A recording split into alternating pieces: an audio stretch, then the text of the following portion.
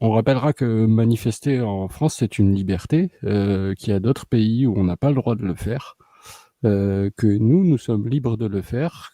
Ça doit se faire évidemment dans le respect de l'ordre public, c'est-à-dire qu'il n'est pas question de violence ou de destruction, mais qu'en dehors de ça, on a le droit, en tant que citoyen, c'est un droit fondamental que celui de manifester. Comme je disais, il y a d'autres pays où on ne peut pas le faire, donc si nous ne le faisons pas, ça n'impacte pas que nous. On est aussi la voix de personnes qui ne peuvent pas s'exprimer. Et c'est quand même très important qu'on puisse se saisir de ce droit-là, parce que les libertés ne valent que parce qu'on les utilise. Si on a une liberté et qu'on ne l'utilise jamais, alors on n'a pas de liberté, tout simplement. Et le deuxième point, c'est que manifester, c'est parler au public. Et ça, c'est une chose très, très, très, très importante. Parce que si vous parlez avec des gens qui ne connaissent pas l'apostasie, parfois, juste le mot apostasie, ils savent même pas le définir. Donc, si on veut que les gens puissent un jour avoir en conscience et réfléchir à ces problèmes-là, il faut leur expliquer. Il faut essayer de les sensibiliser, de faire apparaître ça dans leur conscience pour qu'ils puissent réfléchir à ces sujets-là. Et donc, une manifestation comme ça, c'est aussi l'occasion de pouvoir expliquer ces sujets-là au grand public, à monsieur et madame tout le monde qui n'y connaissaient rien. Et donc, on aura, je pense, une distribution de documents à monsieur et madame tout le monde qui seront autour de la manifestation pour pouvoir expliquer ce que c'est que l'apostasie, ce que ça implique et ce pourquoi les apostats se battent. Voilà. Et pourquoi il faut Et les soutenir? Et c'est important parce que ça permettra de trouver des nouvelles personnes pour combattre avec nous.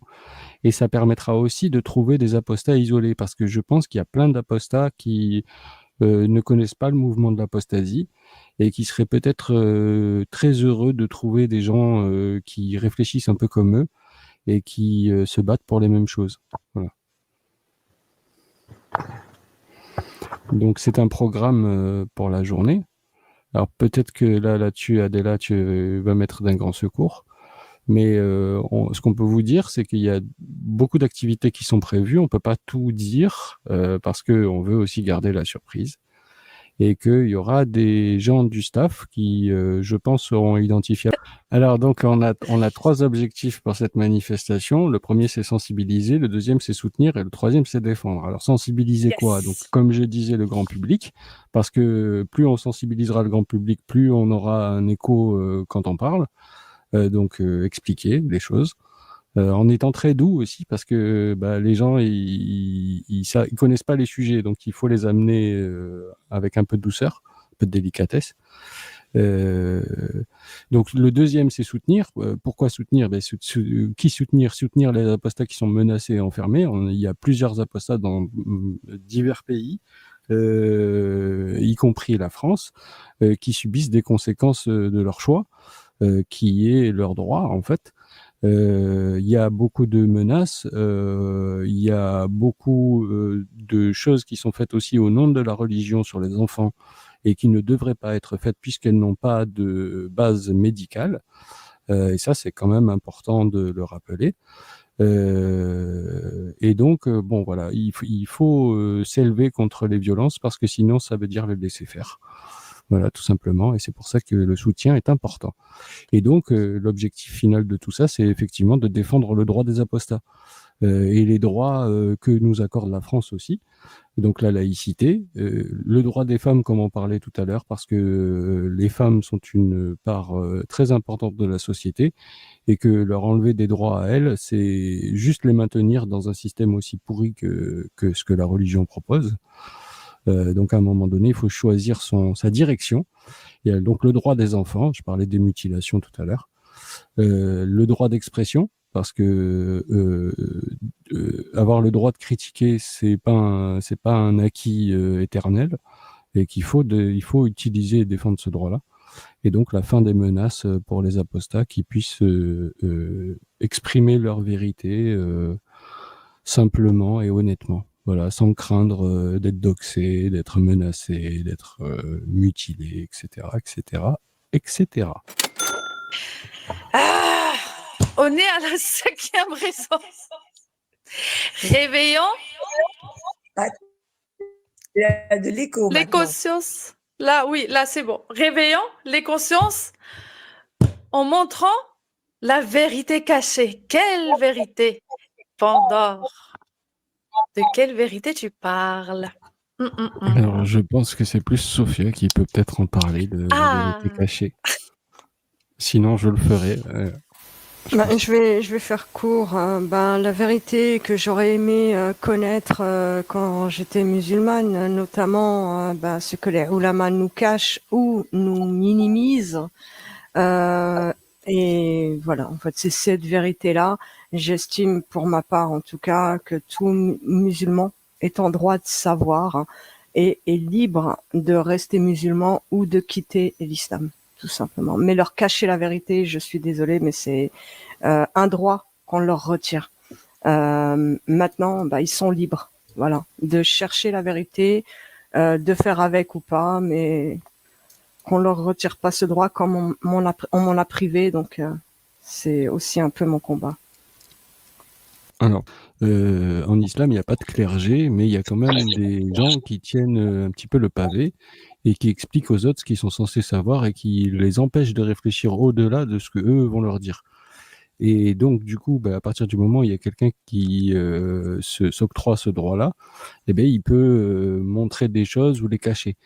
Et quand on cache à quelqu'un des choses sur sa religion et qu'on lui demande en même temps de croire, qu'on lui demande de ne pas penser, on peut lui faire croire à peu près n'importe quoi. Et au jour d'aujourd'hui, on en est à un jour où il y a d'Internet et où les gens peuvent se renseigner eux-mêmes. Donc on invite tous les croyants à bien consulter les textes de leur religion parce qu'ils peuvent le faire. Ils n'ont pas besoin de l'aide de qui que ce soit pour arriver à comprendre les textes. Vous savez lire, vous pouvez y aller.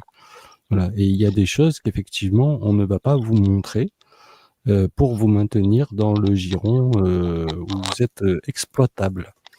Voilà, malheureusement. Et c'est bien d'en parler, c'est bien d'afficher certains textes, c'est bien de faire prendre conscience aux gens de la réalité, de ce pourquoi ils ont signé ou ce qu'ils pensent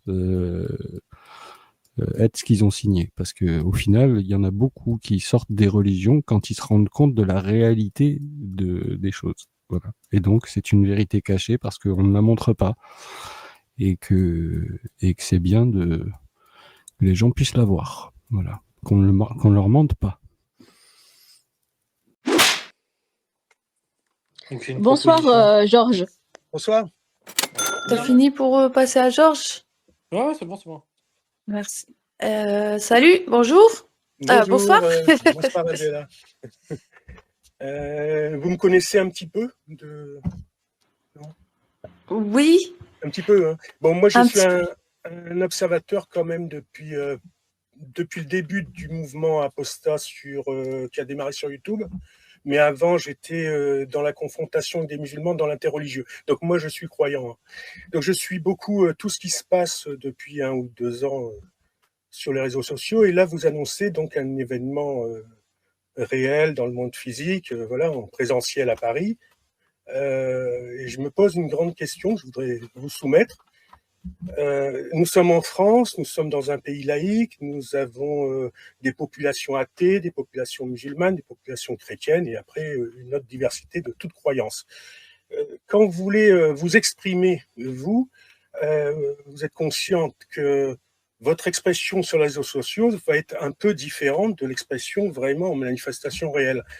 Au niveau du message, de la forme et de l'approche, est-ce que vous êtes d'accord avec moi que vous ne pouvez pas, ce serait peut-être, vous pouvez tout faire, mais ce serait peut-être pas judicieux d'aborder une approche physique avec une présentation trop anti-croyante. Vous voyez ce que je veux dire ?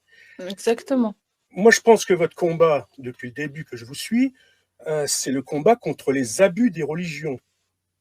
Le côté abusif potentiel, donc en danger potentiel, et puis en réalité, quand c'est mis en action, quand c'est vraiment pratiqué, vraiment tous ces abus commis sous couvert de religion, au nom de la religion, et par des religieux ou par des gens vraiment influencés par les croyances religieuses.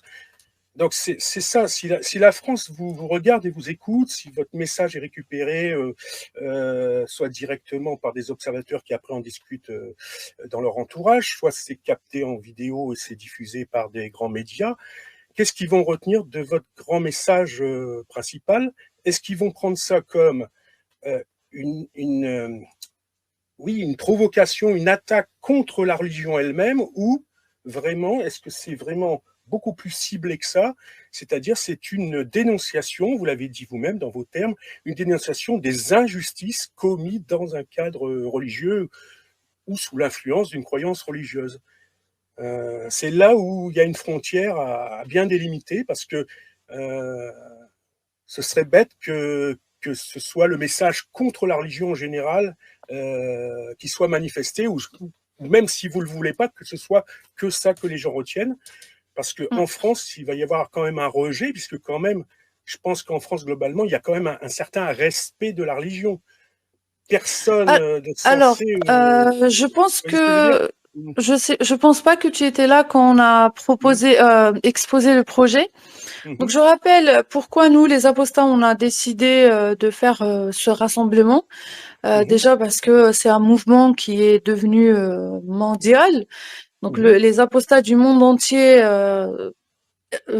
ça existe depuis toujours, mais devient de plus en plus courageux et dépasse la frontière de la peur et parle de la réalité de ce que eux vivent. Donc, que ça soit le rejet familial, social, les droits aussi, il y a une atteinte à leurs droits. Et ça va jusqu'à la violence physique, jusqu'à la violence, une atteinte à la vie, la condamnation à mort, comme déjà dans 7 pays, et c'est légal dans ces pays-là, ou les peines de prison, que ce soit dans des pays musulmans ou de culture musulmane, comme l'Algérie. Donc, en fait, on s'est basé sur ce que l'article, la résolution de l'ONU, qui est fixée dans la résolution du 13-296, qui donc a proclamé que c'est censé être le 22 août, journée internationale de commémoration de personnes victimes de violences en raison de leur religion. Donc ça intègre aussi les religions, les religieux, ce n'est pas contre les religieux, ou de leurs convictions. Donc peu importe si t'es athée, t'es déiste, peu importe ta conviction. En condamnant les actes de violence et de terrorisme qui continuent d'être commis contre les personnes, en particulier les membres de minorités religieuses. Donc, nous, on va parler de ça. Premièrement, on va commémorer ces victimes. Moi, je vais devoir y aller parce que ça bug grave chez moi. Donc, je vous souhaite à tous une bonne nuit. Bisous. Au revoir. Salut. Et bisous. Salut. Et Sherazade. Donc, comme on est concerné, on fait partie des minorités religieuses, non religieuses. Donc, il y a un vrai problème. En 2025, même en France, on ne peut pas quitter et affirmer sa religion sans être discriminé, sans faire des sacrifices, et ça va très très loin. Ça, c'est factuel, c'est réel, et ça devient récurrent. Premièrement. Deuxièmement, on se bat. Moi, déjà, je me bats pas contre la religion. Je pense que si tu nous suis, en tout cas pour ma part, je n'ai jamais dit que je suis contre la religion. C'est illégal parce que la liberté de culte et d'exercer sa religion, c'est un droit. En France, c'est ça. La laïcité, c'est la séparation de l'État de la religion, mais c'est aussi de garantir aux religieux d'exercer sa foi. Mais par contre, ce que l'État, enfin, la laïcité ne permet pas, c'est qu'il y ait une autorité religieuse. Malheureusement, c'est un peu le cas ici en France. Donc, je vais pas parler de personnes ou de comment et du pourquoi, c'est pas le sujet. Mais nous, on va mettre en avant la voix de ces personnes victimes de violences physiques, verbales, voilà.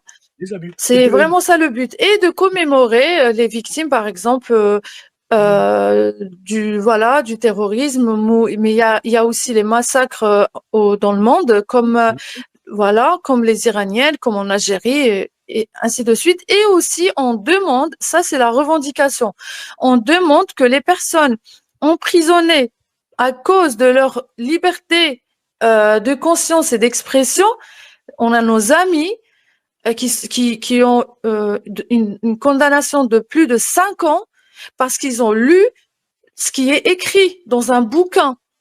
Et ça, c'est une atteinte aux droits et à la dignité de ces minorités non religieuses. Mhm. Voilà, c'est ça l'objectif. Donc, qu'on perçoit ça comme une provocation, excuse-moi Enfin, contre un rejet de spiritualité, tu vois, c'est...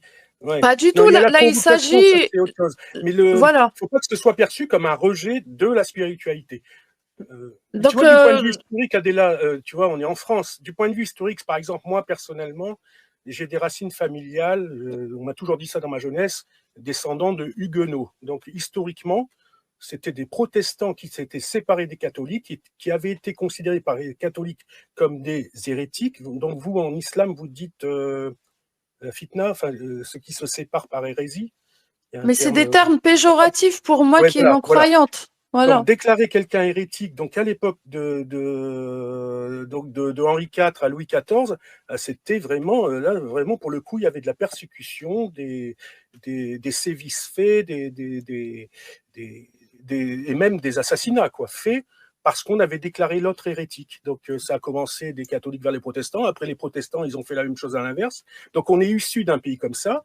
Tu sais très bien, Adéla, que dans l'histoire de France, lors de la Révolution française, il y a eu aussi des persécutions à l'encontre de personnes religieuses. Donc, il y a des catholiques qui ont été persécutés par les révolutionnaires.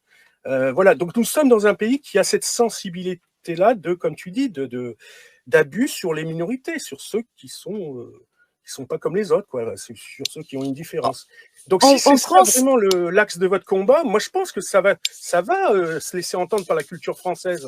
Les Français sont sensibles à ça parce qu'il y a tout un passé. Ils sont concernés aussi, ils sont concernés parce que les Français majoritairement ne sont pas religieux, donc ils veulent bien garder et préserver cette laïcité. Et malheureusement, il y a une idéologie qui veut le retour en arrière. Il y a deux idéologies. Il y a l'islamisme et il y a même le christianisme évangélique. Mais après, c'est un peu délicat, c'est un peu différent. Mais donc les Français, nous, notre combat, en fait, c'est aussi le combat des Français qui tiennent à la laïcité, aux libertés individuelles, la liberté de conscience. Donc en soi, le problème, c'est pas la religion, mais c'est l'autorité religieuse. Et le problème, c'est pas les religieux. Donc, et même les religieux, et je pense pas qu'ils veuillent vivre dans un État islamique ou dans un État religieux. Je pense que ça concerne tout le monde. Donc vraiment, on a réfléchi pour que le message soit clair et que ça parle à tout le monde et que il n'y a pas tout ça justement. Après, il y a la liberté de croyance qui est fondamentale, la liberté d'expression et la liberté de croyance. Tu vois, je te le dis carrément, Adéla. Par exemple, moi, depuis toujours, ma position elle est simple. J'estime que c'est absolument normal qu'un athée puisse, dans le cadre de sa liberté française, s'exprimer clairement sur ce qu'il pense réellement. Donc, qu'un athée dise la religion c'est de la merde en général, les croyances c'est des absurdités, des imbécilités et tout ça, il le dit parce qu'il en est convaincu lui-même. Bon. Par contre, quand il le dit publiquement, il faudrait peut-être que son message soit « moi, je pense ça ». Maintenant, vouloir transformer ce message en politique, en message politique, c'est-à-dire pour que tout le monde croit comme lui, ça, c'est autre chose. Tu vois, passer de l'expression de sa conviction personnelle à l'idéal, c'est que tout le monde penserait comme moi, c'est une autre frontière. Et c'est pour ça que tant que les croyants n'acceptent pas que les incroyants disent leur blasphème, disent leur critique de la religion, disent leur dégoût même de la religion, même s'ils n'ont même pas vécu d'abus, on a le droit de ne pas aimer une religion, même si on n'a jamais été abusé par elle. Mais tout ça, ça fait partie de la liberté de croyance, de la liberté d'expression et la sincérité de chacun. Mais après, il y a le message politique, je dis le terme politique, mais pas. Oui, mais vouloir. D'influence, c'est-à-dire que voilà, partir de. Mais c'est légal. Donc, il faudrait que tout le monde soit comme ça. C'est là où les frontières sont sensibles. Pardon, en fait, c'est légal d'influencer des gens parce que on le fait avec la politique, on le fait. Bon, le prosélytisme, les religieux le font avec le prosélytisme. Donc, en soi, si c'est juste de l'influence, c'est légal. Oui, mais Non? après, il faut oui, mais après, il faut Après, le la revendiquer forme, clairement. C'est-à-dire, ouais, il y après en a la qui le disent, je forme, suis militant. Il y en a qui le disent franchement, je suis militant athée, donc je critique toute religion parce que j'y crois pas. Et en plus, je fais de la déconstruction religieuse parce que j'aimerais bien que le maximum de personnes rentrent dans un esprit critique et abandonnent leurs croyances. Ça, c'est vraiment ce que j'appelle le militantisme athée.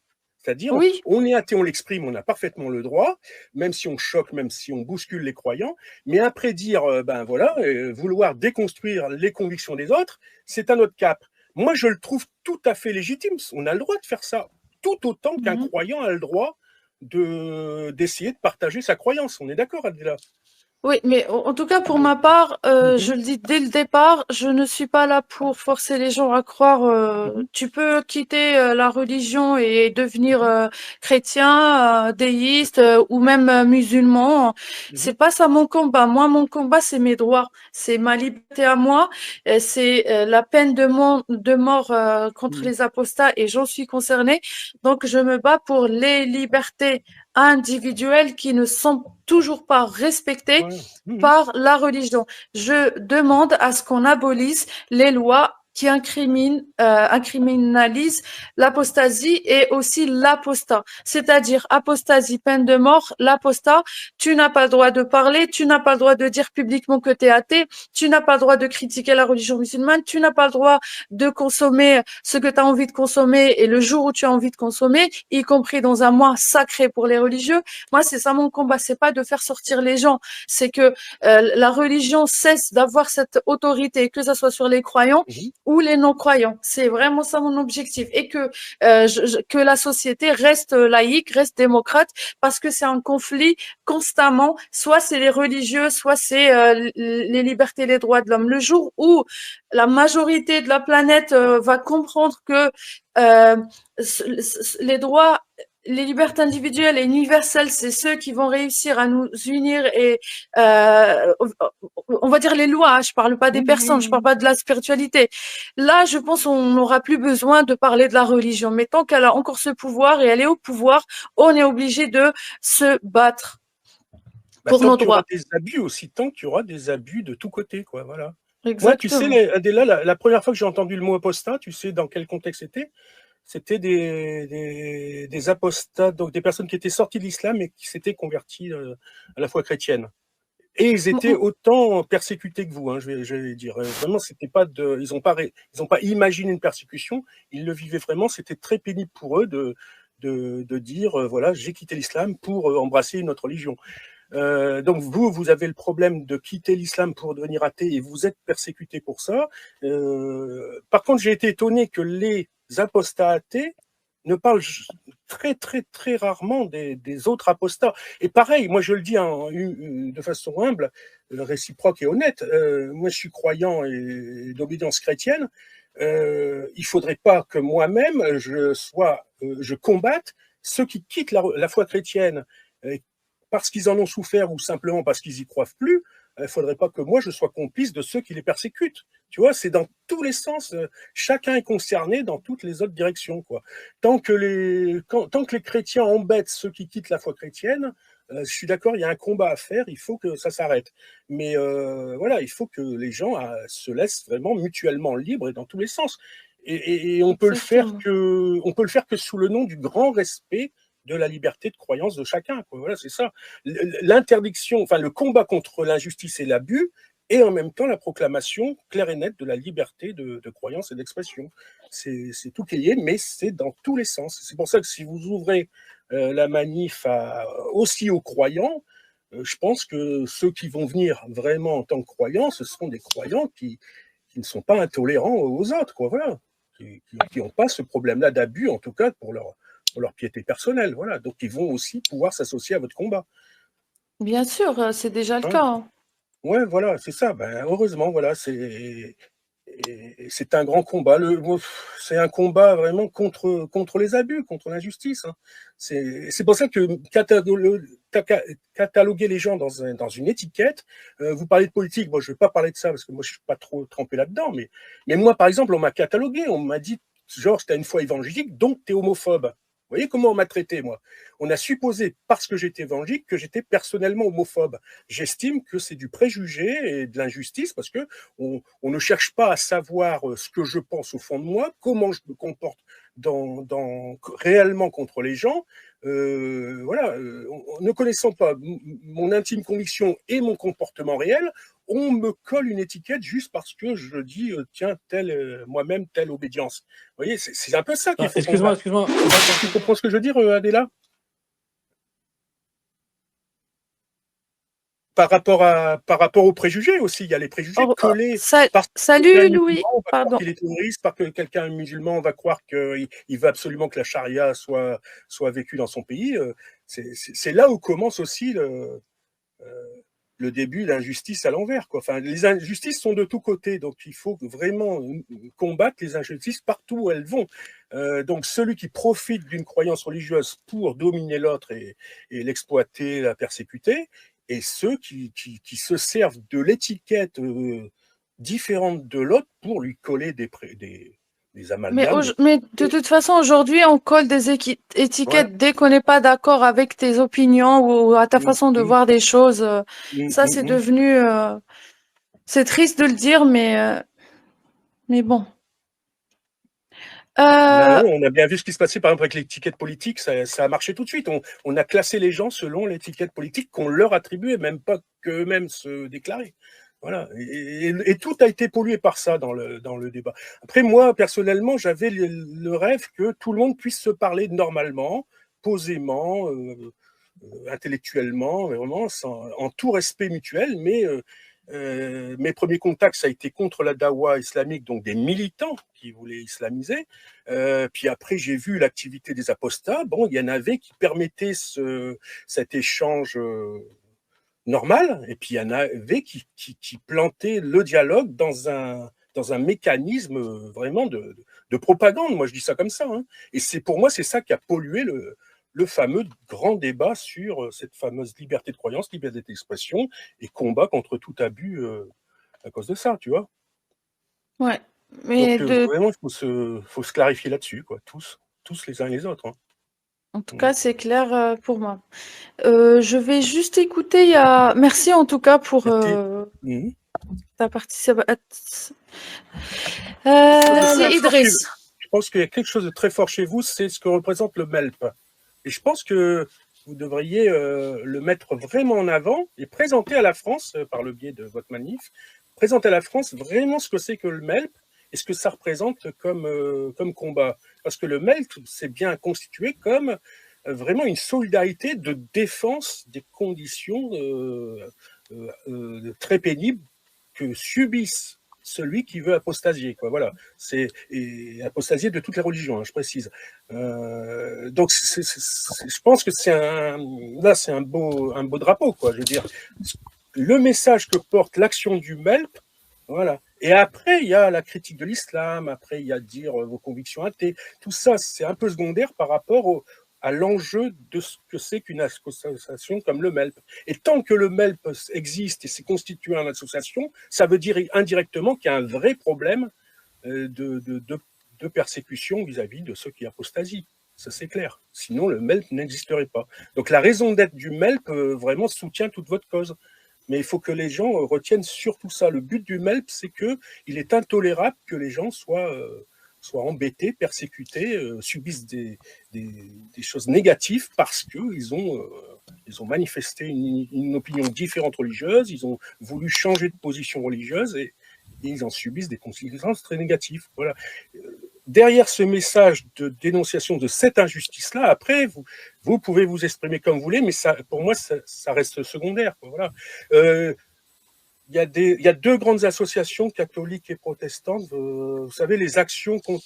Excuse-moi, pardon, excuse-moi, juste, je voudrais lire, donc, manifester contre une doctrine. Ça, c'est Idriss, pardon, je me suis trompée, j'ai dit Noc, mais Donc, manifester contre une doctrine qui appelle à l'élimination physique des athées n'est pas une provocation, mais un droit humain et un grand honneur. C'est triste d'entendre Georges dire à la victime de ne pas crier. En fait, il n'a pas dit ça comme ça, mais oui, en fait, déjà, on n'est pas censé manifester et faire des actions, mener des actions pour dire qu'on a le droit d'être comme les croyants. C'est ça le pire, parce que à travers l'histoire, et bien sûr, moi, je fais la différence entre les croyants tolérants et les totalitaires. Je fais vraiment. Mais à travers l'histoire, c'est les religieux qui ont voulu en fait, qui ont mis la loi d'Allah, la loi de Dieu au pouvoir, c'est eux qui ont toujours posé problème. Tu vas jamais trouver un athée qui va mettre des lois au nom de l'athéisme et persécuter des religieux. Ça n'existe pas. Je ne dis pas que la persécution, elle est uniquement les religieuses. Il y a aussi des idéologies comme le fascisme, etc. On est d'accord. Mais en fait, aujourd'hui, après, je ne veux pas mettre en position de victime l'athée. Mais là, le seul problème, c'est l'autorité religieuse. Et à un moment donné, il faut que ça cesse. On n'a plus besoin à le rappeler et à nous battre pour que ça soit respecté. Ça commence déjà par la liberté d'expression. Et là, depuis que je fais des débats, mais la première attaque à mon encontre, c'est la liberté d'expression. Tu quittes la religion, mais pourquoi tu parles?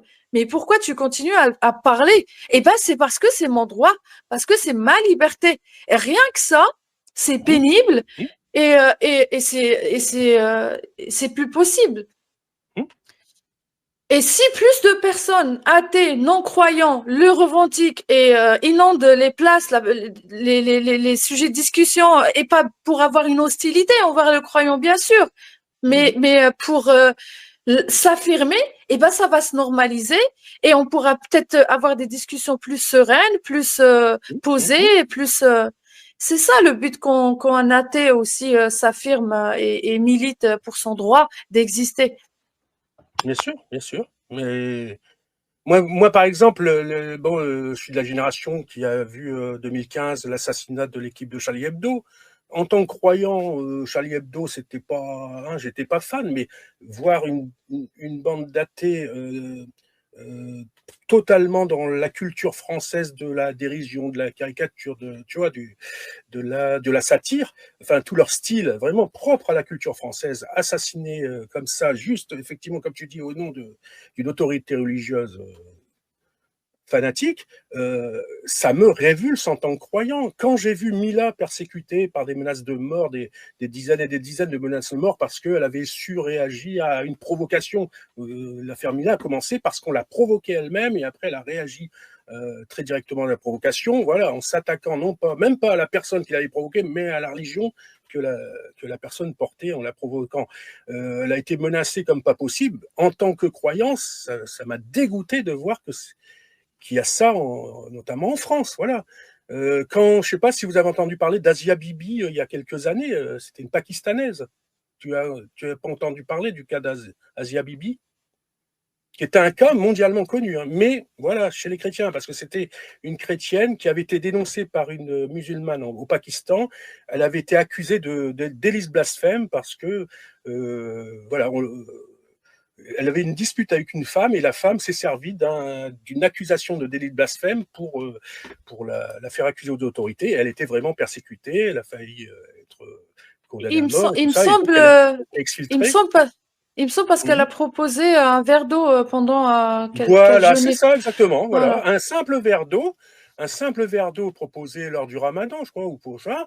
Du verre d'eau, il y a eu une discussion avec la musulmane et la musulmane, complètement intolérante, s'est servie du prétexte qu'elle n'était pas d'accord avec sa religion, donc elle blasphémait et tout ça. Et c'est un peu comme ce qui s'est passé avec Samuel Paty, c'est-à-dire il y avait au départ un petit débat religieux qui s'est créé et puis que ça a mal tourné et la personne après est allée voir des autorités religieuses qui ont commencé à... Il n'y a même pas eu un débat, il a fait sa fonction. Discussion, ouais, voilà. Ah oui, pour Samuel, oui, bien sûr. Ben là aussi, Oui. c'est révoltant. Voilà, tant qu'il y aura toutes ces injustices-là, tout le monde est concerné, les croyants et les incroyants.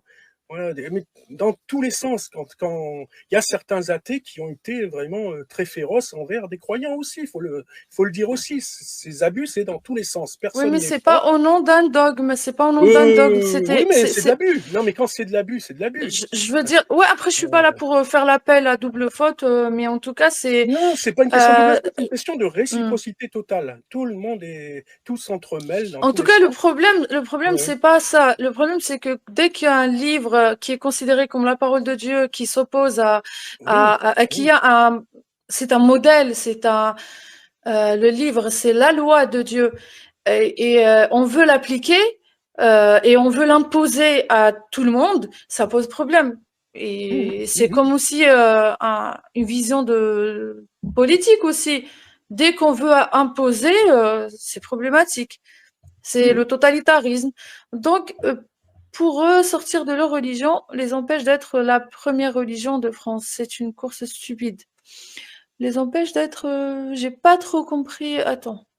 Ouais, je sais pas de qui il parle. Ah!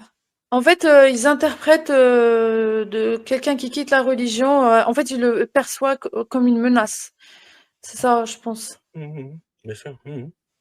Et ben ouais, après, c'est un peu psychologique, c'est normal. Parce que en fait, la religion, pour le croyant, c'est la vérité absolue. Donc, mais en fait, c'est aussi, comment te dire, le problème, c'est que jusqu'à 2025, la religion est considérée comme un sujet tabou. On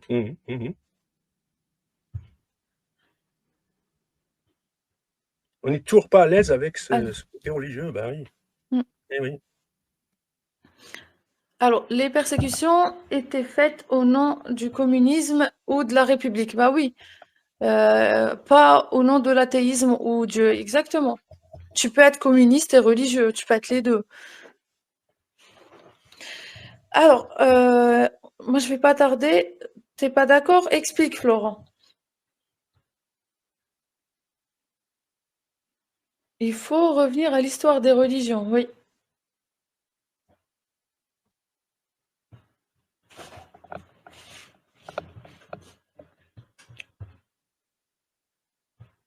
Alors, je rappelle, le rassemblement initialement prévu pour le 22 août est reporté pour le 6-9 septembre. Si vous voulez participer, je vous envoie mes 3 réseaux.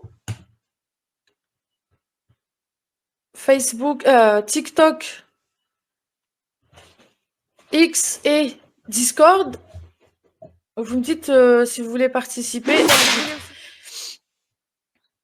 Je ne suis pas très forte en discours. Ouais, j'allais dire, Adéla, est-ce que vous prévoyez un grand discours, enfin, je dis un grand discours, un beau texte à lire publiquement qui sera enregistré, qui pourra servir de document référence, qui va beaucoup circuler, quoi, tu vois. On pourra faire un cut sur la partie discours et après, ça peut circuler un peu partout jusqu'à ce que ce soit, on l'espère, récupéré par des grands médias. Mais est-ce que vous allez préparer vraiment un beau discours, mais là, adressé à la France, tu vois, aux Français, tu vois, en général? Simplement, j'ai déjà l'expérience d'écrire des discours. C'était pour le conflit israélo-palestinien. Bon, j'étais neutre, voilà. Et ça va. Et je suis un peu fière de moi parce que donc je vais essayer de faire un autre effort et cette fois-ci. Je suis contente. Mais après, bon, ça c'est ce qu'on va organiser. Je compte sur vous pour faire des beaux discours. Alors, Georges, tu participes ou pas si tu habites à Paris? À mon épouse, parce que ce week-end-là, c'est la braderie de Lille en même temps. Donc, je sais pas. Si mon épouse est partante, je serai là. Mais je peux pas te le dire aujourd'hui. Ok, ça marche. J'aimerais bien. Tu pourras faire un discours, en tout cas. Voilà. Tu pourras faire un discours pour parler des religieux. Écoute, là, c'est que de venir. Non, mais c'est vrai que c'est. En plus, pourquoi je te dis discours? C'est pas pour faire bien, mais c'est parce que c'est propre à la culture française. Tu regardes l'histoire de France, Adéla, tu as des grands. Et n'hésite pas, on t'attend.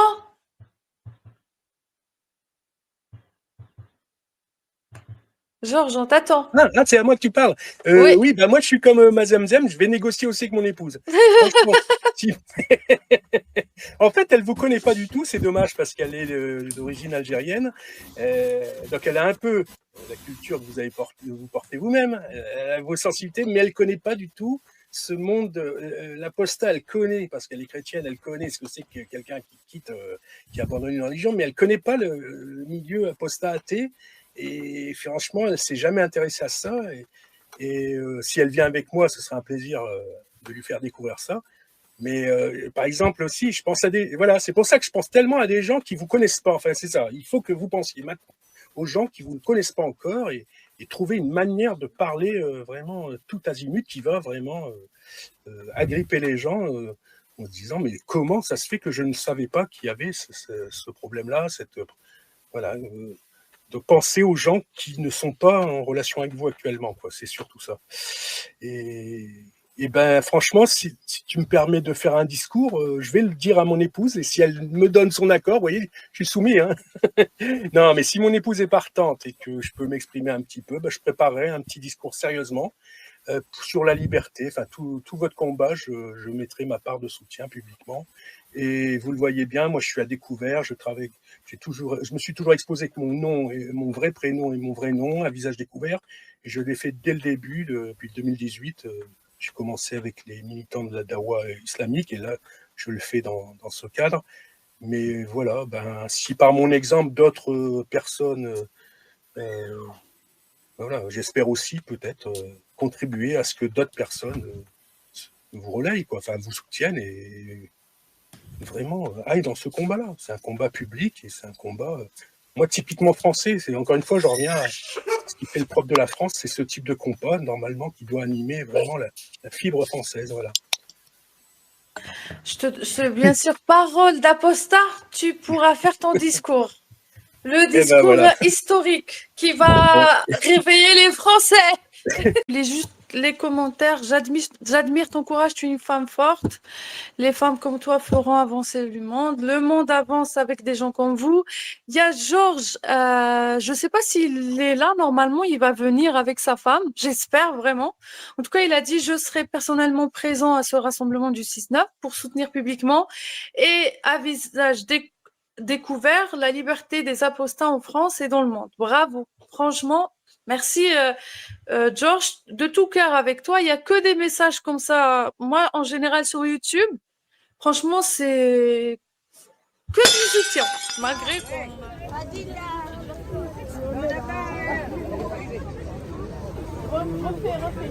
Allez, Fré Betty, Fré, bois, l'aime sans salle, Free Betty. J'entends personne. Montrez qu'on est sur la place de la Bastille.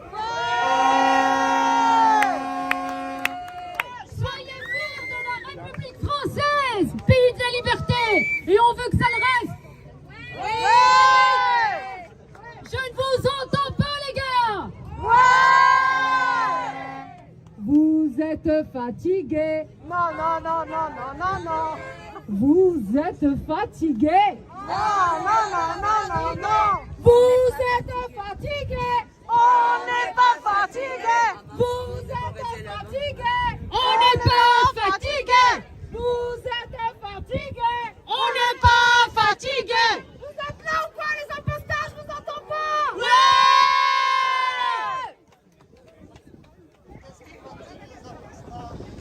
Vive, vive les apostats. Vive, vive les apostats.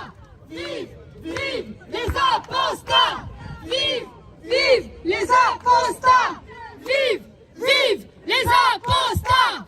Vive, vive les apostats. Vive, vive les apostats. Vive, vive les apostats. Free, free, free, France. Free, free, free, France.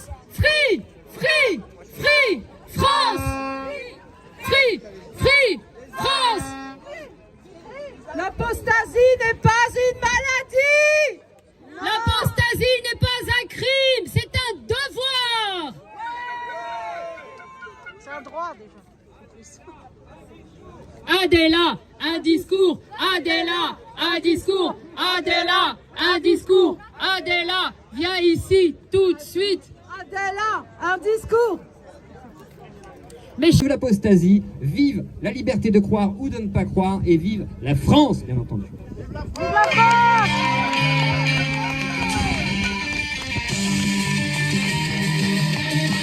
c'est Claude.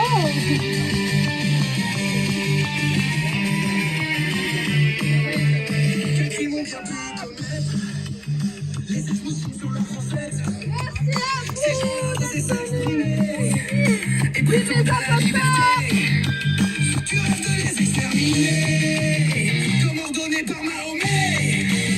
Quand tu dis qu'on m'a promis la terre des imposteurs, je réponds même si tu t'esquives contre moi.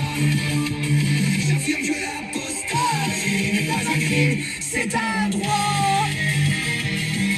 L'apostasie n'est pas un crime, c'est un droit. Pour la liberté de conscience, certains se font trouer la panse, d'autres se font ostraciser par leur famille, leur quartier. À votre Allah fait faux doigt, et cessez de nous pointer du doigt. Quand tu dis qu'on m'a promis la terre des imposteurs, je réponds oui, même si tu t'estimes contre moi. J'affirme que l'apostasie n'est pas un crime, c'est un droit. L'apostasie n'est pas un crime, c'est un droit.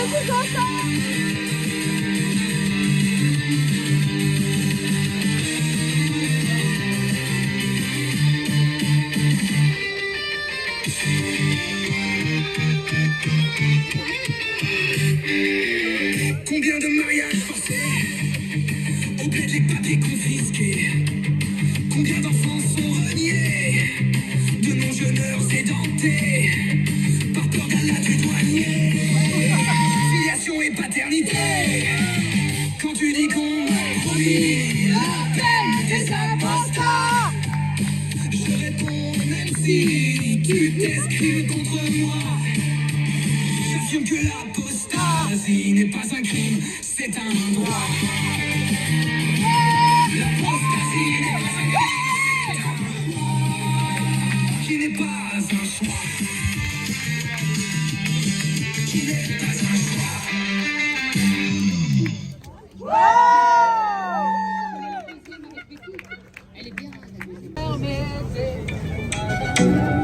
Free Betty. Free Betty. On m'a dit sois sage, baisse les yeux. Ton père, ton frère, ton mari veulent ton mieux, mais bizarrement leur mieux c'est surtout pour eux. Et ton silence, ben ça les rend heureux. On m'a vendu la soirée, une histoire comme un cadeau divin, écrit que pour moi. Un mode d'emploi écrit par un pauvre gars, encore un frustré qui parle au monde. Allez, dansez, c'est quoi ça? Vous êtes endormis.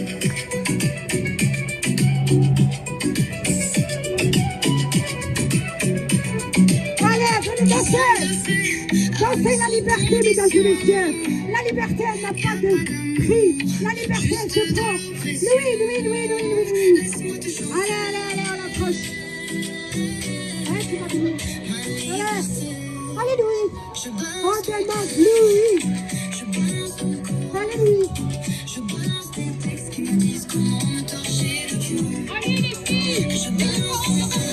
Allah est lesbienne. Allah est petit. Allez, allez les apostats, dansez votre liberté. Allez les apostats. C'est pas moi qui le craigne, c'est leur propre désir, t'es un chant de l'amour. Allez Louis.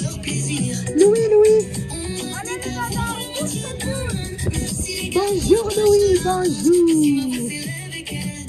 Allez, Louis, qu'est-ce que tu peux nous dire sur cette journée?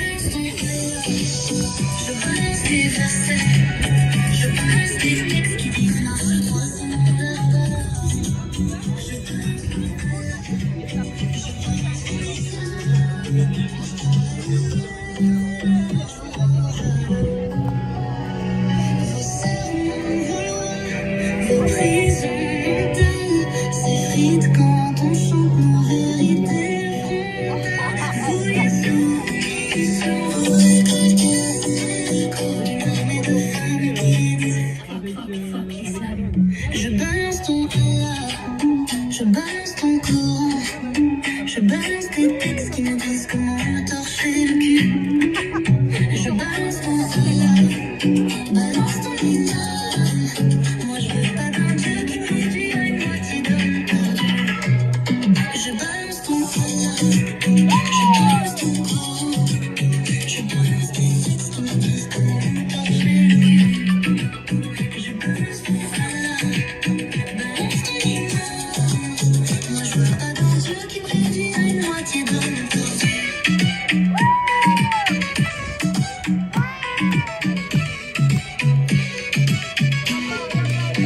Free Betty.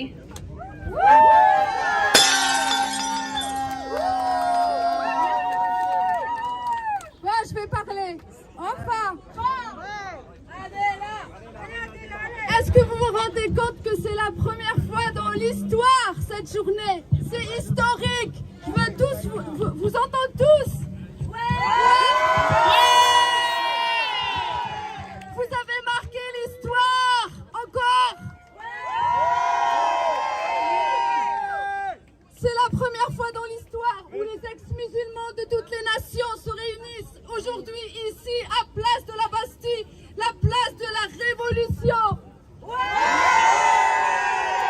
لأول مرة في التاريخ في هذا المكان مكان الأحرار تجمعنا نحن المسلمين السابقين من كل أنحاء العالم pour dire haut et fort on est libre.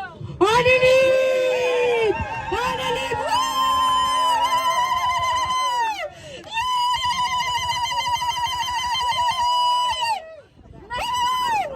نحن ولدنا أحرار ونموت أحرار. On est né libre, on meurt et on demeure libre. Liberté, liberté, liberté, liberté, liberté, liberté, liberté, liberté, liberté, liberté, liberté, Dignité. dignité, dignité, dignité, dignité, dignité, dignité, dignité.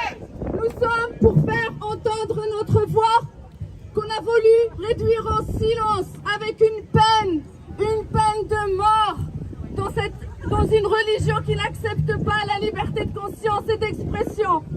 Aujourd'hui, on crie encore une fois haut et fort que l'apostasie n'est pas un crime mais un droit. L'apostasie n'est pas un crime et un droit. L'apostasie n'est pas un crime, c'est un droit. L'apostasie n'est pas un crime, c'est un droit. L'apostasie n'est pas un crime, c'est un droit. L'apostasie n'est pas un crime, c'est un droit. L'apostasie n'est pas un crime, c'est un droit. L'apostasie n'est pas un crime, c'est un droit. الردة ليست جريمة. ماني مجنون، ماني مجرم، ماني مهبول. ماني مجنون، ماني مجرم، ماني مهبول. ماني مجنون، ماني مجرم، ماني مهبول. ماني مجنون، ماني مجرم، ماني مهبول. ماني مجرم، ماني مجرمون، ماني مهبول. Bravo Fadela. Moi, je suis née en Algérie, j'ai grandi en Algérie. Aujourd'hui, je ne peux plus rentrer. Je suis considérée comme criminelle. Si je rentre, je risque une peine de minimum 5 ans. Je n'ai pas pu enterrer mon père. Et comme moi, et je ne suis pas un cas isolé, il y a des milliers de personnes comme moi. On a بالانس السال جهنم. بالانس on a بالانس السال. On a Jahannam, on a Massinissa, et on a toute la liste que des autres ex-musulmans qui, eux, ont fait juste une vidéo pour revendiquer leur apostasie. Malheureusement, il y a eu 1400 arrestations. Donc non, non, non à la loi 144 bis. Vive les apostats. Vive les apostats libres en Algérie, libres au Maroc, libres dans tous les pays musulmans. L'apostat a le droit de quitter sa religion. Oui, je suis ex-musulmane, je suis ex-musulmane, je suis ex-musulmane, je suis ex-musulmane, je suis ex-musulmane, je suis ex-musulmane, je suis ex-musulmane. les slogans approchés, on va voir tous nos revendications. approchez, mesdames et messieurs. Vous et vos slogans. On veut faire une photo avec tous les pulls où il y a... Tous les pulls, approchez-vous. Viens, ma chérie. Ma chérie, avance ici. Allez, chaque personne qui porte le pull avec les revendications, venez ici. Comme ça, on va faire un plan. Approchez. On n'a pas le droit, C'est par là. On est déclaré ici. Ouais, mais on fait comment avec la scène?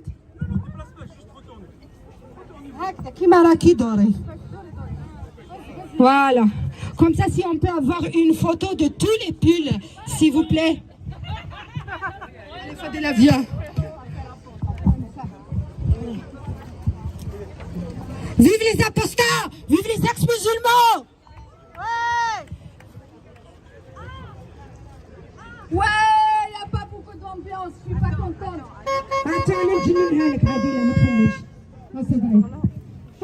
Allez, vous êtes endormis. Les gens qui sont là-bas, s'il vous plaît. Non, ne vous regrouperez pas ici. Venez ici. Bien, Cassus, laisse-la passer, s'il te plaît. Voilà. Salut. Ça va, tu vas bien? Ça va. Merci. Donc, voilà, attendez-moi. Vous m'avez oublié, hein. Free apostat! Free apostat! Free apostat! Free apostat! Free apostat! Free apostat! Je suis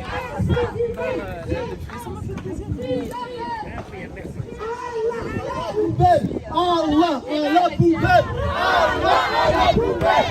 Allah à la poubelle! Allah à la poubelle! Allah à la poubelle! Allah à la poubelle! Allah à la poubelle! Allah à la poubelle! Allah à la poubelle! Allah à la poubelle! Approchez les Hubert! Les Hubinina!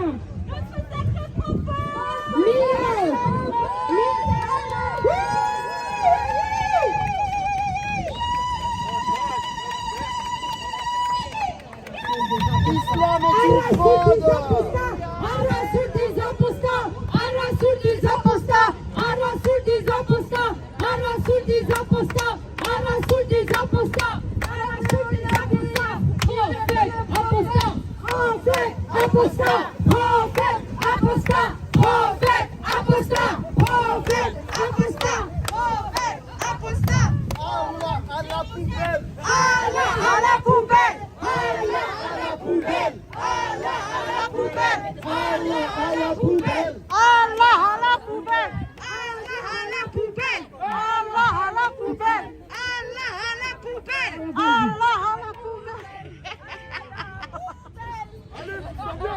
Alors je tiens à dire à mes chers frères, familles, musulmans, mes proches, ma mère, mes sœurs, je ne suis pas aujourd'hui là contre vous, au contraire, vous êtes et vous restez notre sang. On n'a pas une guerre contre une religion, ni contre vous. C'est simplement la volonté d'exister autrement, d'avoir le droit de se questionner, de croire et de ne pas croire, sans être jugé ni être menacé.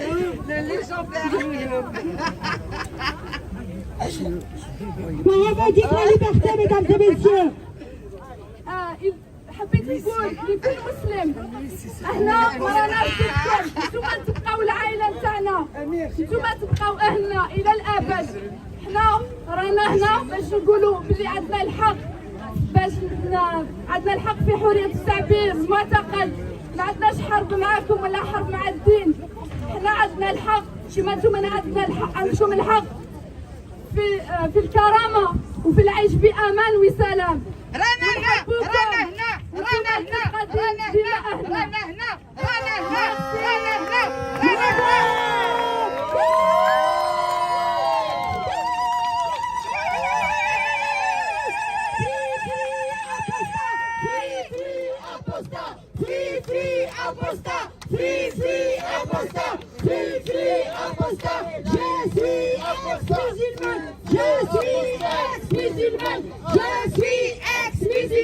Je suis ex-musulmane. Je suis Allah à la poubelle, Allah à la poubelle, Allah à la poubelle, Allah à la poubelle, Allah à la poubelle. Free, free, Aïcha! Free, free, Aïcha! Free, free, Aïcha! Free, free, Aïcha! Free, free, Aïcha! Free, free, Aïcha! Alors c'est qui aujourd'hui qui rase les murs? C'est qui aujourd'hui qui rase les murs? C'est pas nous! C'est pas nous! C'est pas nous! C'est Allah! Pas les prophètes! Protégez les enfants! Pas les prophètes! Protégez les enfants! Pas les prophètes! Protégez les enfants! Pas les prophètes! Protégez les enfants! Pas les prophètes! للأنبياء أحموا الأطفال للأنبياء أحموا الأطفال للأنبياء أحموا الأطفال للأنبياء أحموا الأطفال للأنبياء لا للحماية للأنبياء بل للحماية للأطفال الأطفال بدهم مساعدة الأطفال عم يزوجوهم في السن السادس ويدخلوا عليهم في السن التاسع لا liberté aux enfants liberté aux enfants liberté aux enfants liberté aux enfants liberté aux enfants liberté aux enfants Pardon, nous sommes les enfants pardon. Ah bah la circoncision! Ah bah la circoncision! Ah bah la circoncision! Ah bah la circoncision! Stop, stop à la circoncision! Stop, stop à la circoncision! Stop, stop à la circoncision! Nous sommes justement les enfants de la France et on exige que la France nous soutienne et nous protège. C'est pour cela, ici, nous allons chanter la Marseillaise. Un acte de prévention. C'est un business, c'est tout. Allez voir. Elle n'est pas nécessaire, mais c'est de la prévention. Allez voir le site. C'est comme se laver les mains, on se lave les mains après tout la patrie. Allez voir le site droit des... Moi j'ai été circoncis, personnellement, j'ai aucun trauma, je me rappelle même pas. Mais celui qui va circoncis, ils sont la différence quand même. Il y en a qui ont été circoncis pour eux, ils ont senti la différence. Allez voir le site droit au corps. Allez voir les vidéos, vous allez voir. Plus grand à quel âge? Le prépuce, il a un droit, un intérêt gigantesque. C'est quel? Vous ne savez pas? Non, je ne sais pas. À quel intérêt? Alors allez voir le site. Pour le coup, j'en ai pas, mais je me sens pas démuni. L'intérêt du prépuce, c'est lequel? L'orgasme est fort. Que ça soit pour moi. Et autre chose. J'ai ça au moins, ça me dérange pas. C'est fait aussi pour lubrifier. Allez voir absolument le site droit. Il y a plein de combats, chacun le sien. Ah ouais! Bravo Momo! Je viens ici avec ma casquette, pas d'Ibiza, mais du président du mouvement pour l'émancipation et la liberté de pensée. Et une autre casquette, celle de trésorier de l'association Laïcs sans frontières. Donc je vais essayer de représenter ces deux associations pour cette minute où je vais vous parler. Les apostats, comme vous le savez, sont une communauté en danger, dans le sens où si un jour vous êtes religieux dans une famille qui l'est également, et que vous, par le truchement du destin, vous comprenez que tout ça c'était faux, alors si vous avez de la chance et que cette famille est compréhensive, je pense que vous n'êtes même pas ici parmi nous, parce qu'en général tout va bien dans votre vie, et je pense que chacun part vaquer à ses occupations. Mais si, comme beaucoup, vous avez une famille qui n'est pas très compréhensive, même peut-être pour de bonnes raisons de leur point de vue, en général ça se passe mal, et c'est là que vous essayez d'alerter tout autour de vous, et autour de vous en général les gens ne comprennent pas parce que les gens eux-mêmes sont dans leur quotidien, et c'est la nature humaine, il n'y a pas de souci avec ça, mais nous on pense qu'on a une parole légitime à défendre, et c'est pour ça qu'on s'est associé.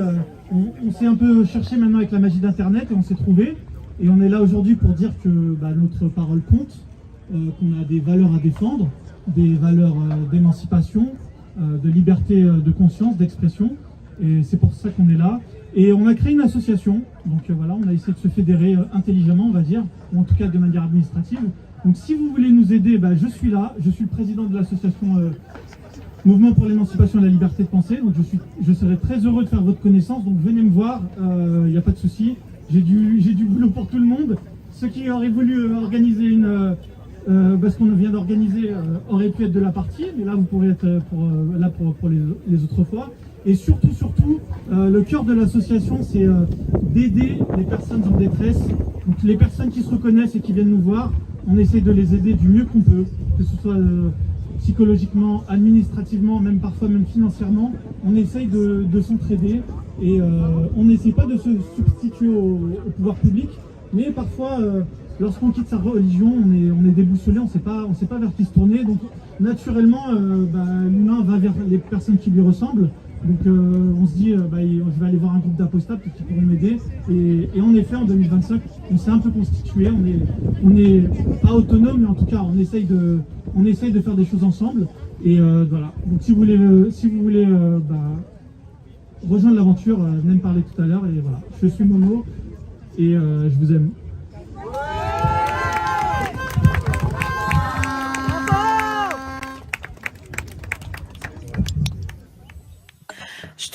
Bien sûr, parole d'apostat, tu pourras faire ton discours. Le discours historique qui va réveiller les Français. Bonjour, je ne sais pas si vous me connaissez, je m'appelle Georges, je me permets de prendre la parole parce que Adela, qui organise avec d'autres ce rassemblement, m'avait autorisé à faire un discours. Et je viens... Entendez-le bien, je viens personnellement en tant que croyant. Ce rassemblement est ouvert pour tous et il faut que les non-croyants et les croyants s'expriment. Alors j'ai préparé un texte, je vais le lire rapidement. Mais sachez-le, je ne m'adresse pas spécialement aux non-croyants. Je vais m'adresser à mes confrères croyants pour soutenir votre cause. Je suis né dans les années 60. Mes parents, de religion protestante, ne m'ont jamais imposé leurs croyances. J'ai donc bénéficié réellement, durant toute ma jeunesse, de ma liberté familiale de ne pas croire. En 1988, sans aucune pression familiale, j'ai pu bénéficier d'une autre liberté, celle de me convertir par conviction à la foi chrétienne. 27 ans plus tard, en 2016, je suis entré dans une démarche active et continue de tentative pour entrer en dialogue public à visage découvert avec ceux qui critiquaient ma foi chrétienne. Les musulmans furent donc mes premiers interlocuteurs. Je remercie tous ceux, notamment les nombreux militants de la fameuse Dawa islamique, qui m'ont mis en évidence le fait que lorsque je critiquais chez les autres, dans leur comportement actuel, les actes historiques, les doctrines fondamentales ou les textes sacrés, tout pouvait tout aussi bien s'adresser à moi-même et à tout ce qui avait une empreinte chrétienne. Puis en 2022, avec l'apparition massive sur les réseaux sociaux de l'expression publique des apostats de l'islam, devenus pour la plupart athées ou agnostiques. J'ai subi une fois de plus la même remise en place. Indirectement, grâce à eux, j'ai commencé à étudier les réflexions et les discours philosophiques qui m'ont enfin obligé à accepter une communication universelle qui s'adresse systématiquement à tout être humain et non à une partie de l'humanité découpée en deux catégories, les croyants et les non-croyants, comme c'est le cas dans un discours bien proprement religieux. Maintenant, nous sommes ici pour la liberté de conscience et je vais reprendre avec vous 5 événements historiques qui ont construit en partie l'histoire de la liberté de conscience. Premièrement, le philosophe Socrate, à la suite d'un procès, a été condamné à mort. par un tribunal athénien en 399 avant Jésus-Christ. Les accusations portées contre lui étaient la corruption de la jeunesse et le refus de reconnaître les dieux officiels de la cité, ainsi que l'introduction de divinités nouvelles. Deuxièmement, bien plus tard, à Genève, Michel Servet a été traduit en justice pour hérésie par le Grand Conseil protestant réformé de Genève en 1553. Il avait écrit des textes remettant en cause le dogme chrétien. La condamnation fut de le brûler vif le 27 octobre. Le courageux protestant Sébastien Castello, pour défendre Michel Servet, contesta cela et il affirma « Tuer un homme, ce n'est pas défendre une doctrine, c'est tuer un homme ». Il affirma que brûler Servet ne prouvait pas la foi, mais il témoignait d'un meurtre d'un être humain, soulignant que ce n'est pas en brûlant un homme que l'on défend une vérité. Au début du XVIIe siècle, l'abbé Mélier n'est plus convaincu de la foi chrétienne. Et il se met à rédiger en secret le premier traité explicitement athée. Pourquoi, en tant que non-croyant, se dissimuait-il? Pourquoi continuait-il, en apparence de façon bien hypocrite, aux yeux des fidèles de sa paroisse et jusqu'à sa mort, à se présenter devant eux comme leur curé? En tant que non-croyant, se dissimuait-il? Pourquoi continuait-il, en apparence de façon bien hypocrite, aux yeux des fidèles de sa paroisse et jusqu'à sa mort, à se présenter devant eux comme leur curé? Eh bien, c'est simple comme l'autoritarisme. Selon les lois et coutumes de son époque, la publication publique d'écrits dénonçant la religion chrétienne, appelant à l'athéisme et critiquant l'autorité royale et ecclésiastique aurait pu entraîner de graves sanctions, telles que la censure, la confiscation des écrits, voire la destruction des manuscrits. Des poursuites judiciaires pour hérésie et blasphème, une condamnation pouvant aller jusqu'à la prison, la torture, voire la peine de mort, notamment pour un prêtre remettant en cause la foi chrétienne, la perte de sa position ecclésiastique, bien sûr, voire l'excommunication, mais surtout l'isolement social. À la même époque, en 1713, Jean Barbeyrac, juriste français d'origine protestante, avait dû fuir la France pour raison de persécution en 1686 avec sa famille après la révocation de l'édit de Nantes. C'est lui, écoutez bien, c'est lui, véritable pionnier, qui formule le premier les termes de la liberté de conscience dans notre compréhension moderne. Nous qui sommes hommes, avons-nous besoin qu'on nous apprenne quels sont les droits naturels des hommes et jusqu'où chacun veut ou peut y renoncer? Le peuple est-il fait pour le prince ou le prince pour le peuple? Doit-on adorer une divinité que l'on ne reconnaît pas ou rendre à la divinité que l'on reconnaît un culte que l'on croit lui être désagréable? Et il formule ainsi, pour la première fois, aucun homme mortel peut-il dominer sur la conscience d'un autre, dont les mouvements ne sont lui-même connus que par des signes sujets à être fort équivoques. Barbeyrac mettait ainsi en évidence que l'autorité politique et ou religieuse ne peut jamais avoir la certitude d'avoir véritablement converti ou soumis une conscience. Cette incertitude fondamentale rend illusoire toute prétention à dominer spirituellement autrui. Le pouvoir peut contraindre les comportements extérieurs, mais il ne peut jamais garantir l'adhésion sincère de la conscience. Cinquième et dernier exemple, nous sommes à Paris. Un peu plus tard dans le siècle, à l'âge de 19 ans, le jeune chevalier de la Barre, qui a donné, bien malgré lui, un nom de rue à Paris, à Montmartre, en haut de la butte, à 2 pas de la basilique, est accusé à Abbeville de ne pas avoir salué une procession religieuse, d'avoir chanté des chansons jugées impies et de posséder un exemplaire du dictionnaire philosophique de Voltaire. Cet homme est condamné en 1766 33 ans avant la Révolution française, pour impiété, blasphème, sacrilège exécrable et abominable. La sentence est particulièrement sévère. Torture, amende honorable, décapitation et destruction de son corps au bûcher, en même temps qu'un exemplaire du livre interdit par l'index.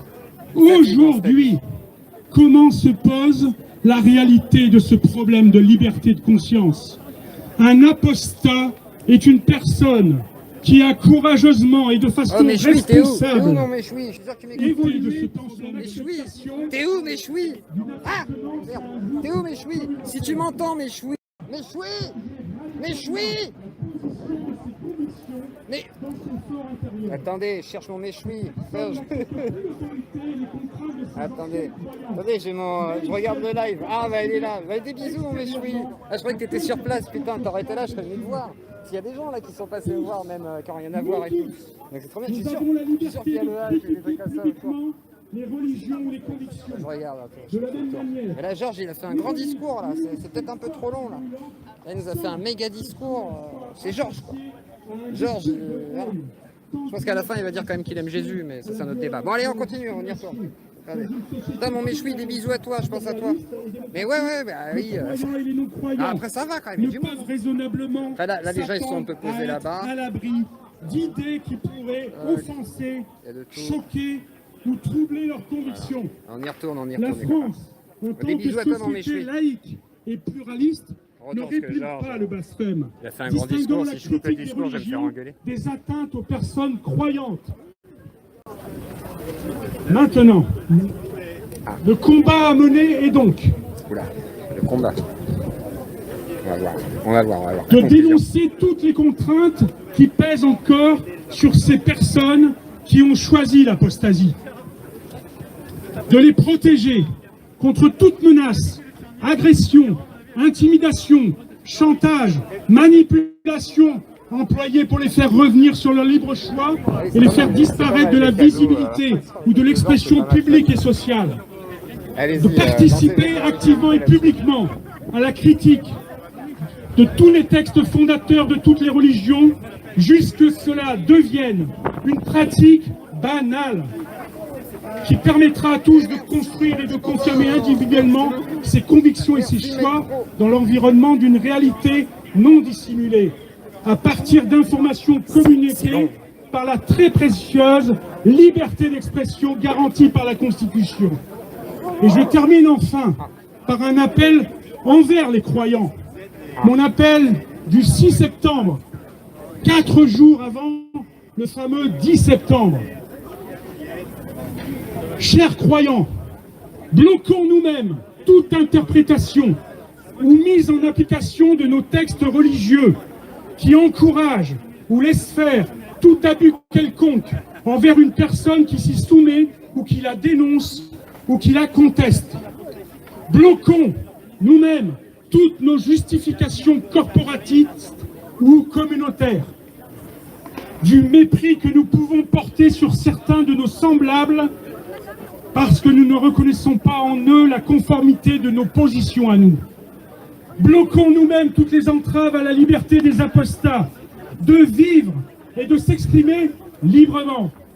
Bloquons toutes nos complicités passives quand nous laissons des personnes être intimidées, voire maltraitées publiquement par prétexte religieux à cause de leurs convictions ou de leur expression. Bon, je pensais être à la République, alors j'avais prévu quelque chose pour la place de la République, vous imaginez. Devant ces statues de la Bastille et de la place de la République, excusez-moi, je rappelle l'article 1er de la Constitution du 4 octobre 1958. La France est une république indivisible, laïque, démocratique et sociale. Elle assure l'égalité devant la loi de tous les citoyens sans distinction d'origine, de race ou de religion. Elle respecte toutes les croyances. Et moi j'ai rajouté... Bien sûr que la plupart des croyants font pas chier. Bien sûr que la France respecte aussi toutes les non-croyances et toutes les confrontations intellectuelles de croyances. Soyons définitivement solidaires des personnes apostates du monde entier et protégeons leur liberté. Je remercie Adela de m'avoir permis de lire cela. Et vive la France! Très bien, Georges, c'est un gauchiste, ça se voit. Dans le cœur, c'est un gauchiste. Président du MEL. Merci. Qui souhaite dire un mot?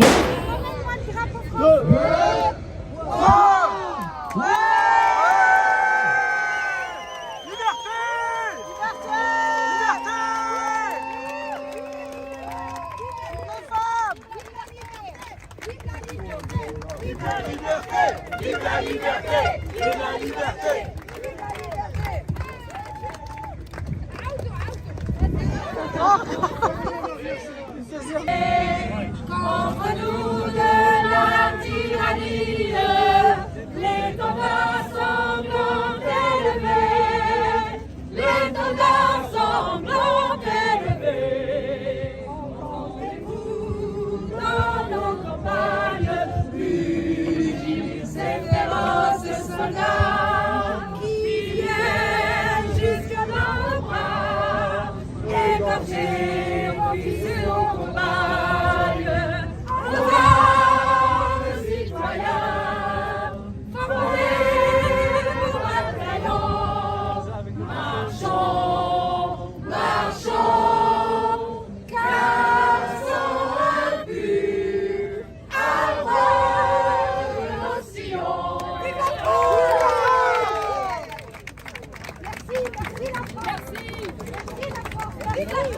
Vive la France! Merci la France!